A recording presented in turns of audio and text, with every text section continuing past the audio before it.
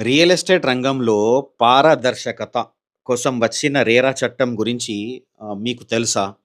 ఈ చట్టంలోని chapter 1 section 2 clause I ప్రకారం చైర్‌పర్సన్ అంటే ఎవరో ఇప్పుడు తెలుసుకుందాం.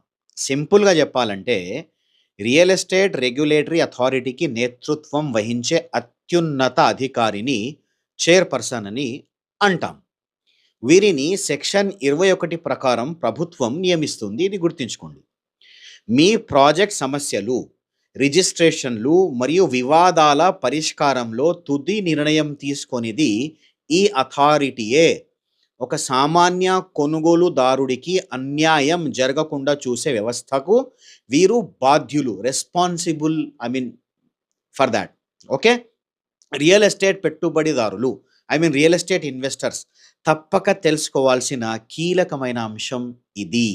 RERA act section 2 clause I.